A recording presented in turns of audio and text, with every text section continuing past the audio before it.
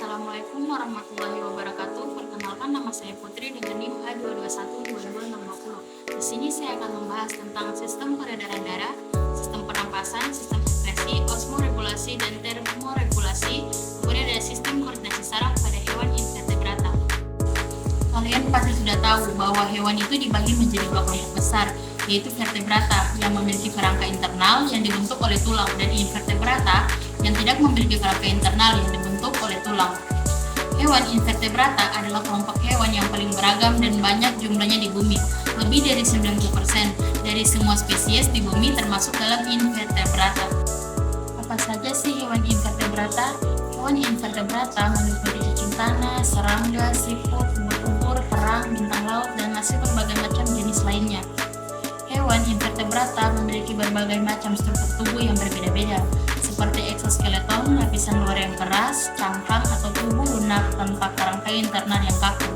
Hewan invertebrata dapat ditemui di berbagai habitat, mulai dari lautan dalam, hutan hujan tropis, padang rumput, hingga lingkungan air tawar.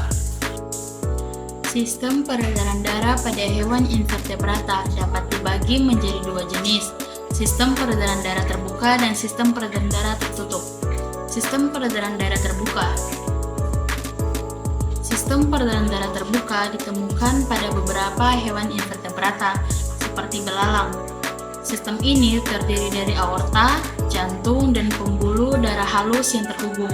Darah ini mengalir dari jantung melalui aorta dan kemudian ke pembuluh darah halus yang membawa oksigen dan nutrisi ke seluruh tubuh. Darah yang dibutuhkan kemudian kembali ke jantung melalui pembuluh darah halus dan aorta, pembentukan suatu lingkaran darah yang terbuka. Kemudian ada sistem peredaran darah tertutup. Sistem peredaran darah tertutup ditemukan pada beberapa hewan invertebrata, seperti cacing. Sistem ini terdiri dari 5 lengkukan aorta dan pembuluh darah dorsal serta ventral. Darah mengalir melalui jantung dan kemudian ke pembuluh darah dorsal dan ventral yang membawa oksigen dan nutrisi ke seluruh tubuh. Darah yang tidak dibutuhkan kemudian kembali ke jantung melalui pembuluh darah dorsal dan ventral, membentuk suatu lingkaran darah yang tertutup. Adapun kegunaan sistem peredaran darah pada hewan invertebrata. Sistem peredaran darah pada hewan invertebrata memiliki fungsi yang penting dalam memastikan nutrisi dan oksigen terdistribusi dengan baik ke seluruh tubuh. Sistem ini membantu memasukkan oksigen dan nutrisi ke seluruh tubuh, serta membuang sisa metabolisme yang tidak dibutuhkan. Kemudian masuk ke dalam sistem pernapasan pada hewan invertebrata. Sistem pernapasan hewan invertebrata melibatkan dua metode, difusi dan sistem trakea. Difusi adalah proses pernapasan yang terjadi pada permukaan tubuh atau melalui kulit bagian luar hewan invertebrata. Proses ini memungkinkan oksigen dari udara untuk masuk ke dalam tubuh dan karbon dioksida untuk dikeluarkan. Contoh hewan yang menggunakan difusi sebagai sistem pernapasan adalah cacing, ubur-ubur, kerang, cumi-cumi, gurita, lintah, laba-laba, binatang laut, sapi, dan sebagainya. Sistem trakea. Sistem trakea adalah proses pernapasan pada hewan invertebrata sejenis insekta. Trakea terletak di badan hewan berupa lubang-lubang halus untuk pertukaran udara. Contoh hewan yang menggunakan sistem trakea sebagai sistem pernapasan adalah serangga, seperti nyamuk, belalang, kupu-kupu, hingga lebah. Kemudian ada perbedaan sistem pernapasan antara hewan vertebrata dan invertebrata, menunjukkan adaptasi hewan terhadap lingkungannya dan menunjukkan variasi yang luar biasa dalam mekanisme pernapasan yang berkembang dalam evolusi. Selanjutnya masuk dalam pembahasan sistem ekskresi. Sistem ekskresi pada hewan invertebrata melibatkan beberapa metode termasuk nephridium, sel api, dan seluruh malpighi serta difusi pada beberapa spesies. Yang pertama ada nephridium. Nephridium adalah struktur ekskresi yang umum pada hewan invertebrata. Contohnya hewan memiliki nephridium adalah cacing, seperti cacing pipi dan cacing giling. Nephridium berfungsi sebagai alat ekskresi yang mengeluarkan zat sisa metabolisme dari mengatur keseimbangan air dan ion dalam tubuh. Kemudian ada sel api. Sel api adalah struktur ekskresi yang ditemukan pada beberapa hewan invertebrata, seperti plasmenta sel api berfungsi sebagai alat ekskresi yang mengeluarkan zat sisa metabolisme dan mengatur keseimbangan air dan ion dalam tubuh. Kemudian yang ketiga adalah Malpighi. Saluran Malpighi adalah struktur ekskresi yang ditemukan pada beberapa hewan invertebrata seperti cacing tanah dan Annelida. Saluran Malpighi berfungsi sebagai alat ekskresi yang mengeluarkan zat sisa metabolisme dan mengatur keseimbangan air dan ion dalam tubuh. Kemudian yang terakhir ada difusi.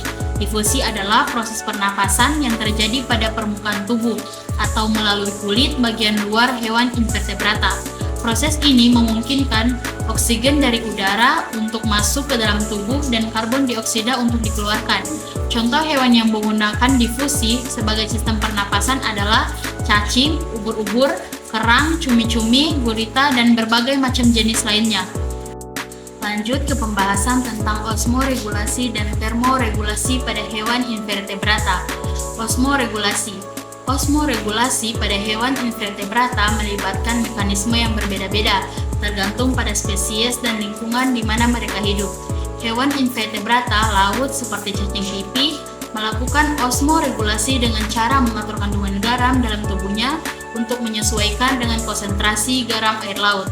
Mereka tidak melakukan mekanisme khusus untuk memindahkan air, tetapi mereka mengatur kandungan garamnya sehingga berbeda dengan kandungan air laut.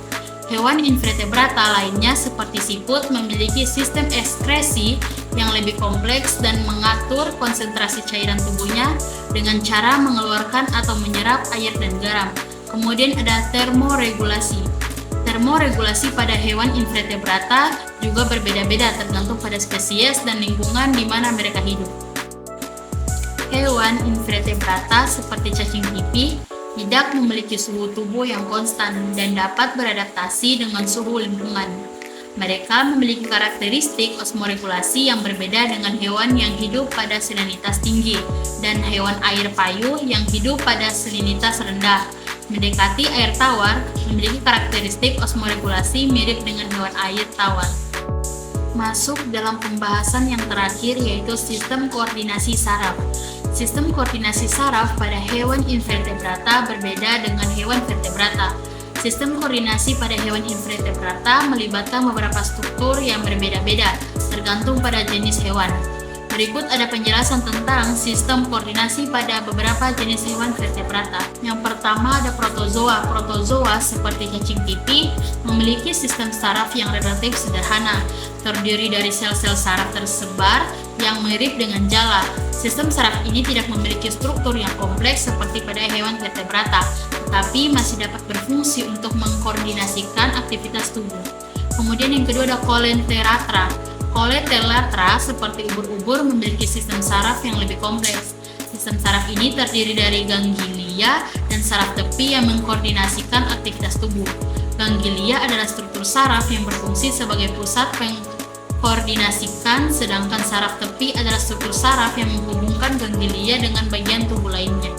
Kemudian yang terakhir ada Arthropoda. Arthropoda seperti serangga memiliki sistem saraf yang relatif kompleks. Sistem saraf ini terdiri dari ganglia dan saraf tepi yang mengkoordinasikan aktivitas tubuh. Ganglia adalah struktur saraf yang berfungsi sebagai pusat mengkoordinasikan, sedangkan saraf tepi adalah struktur saraf yang menghubungkan ganglia dengan bagian tubuh lainnya. Baik, itulah pemaparan materi mengenai hewan invertebrata. Saya akhiri. Wassalamualaikum warahmatullahi wabarakatuh. Terima kasih.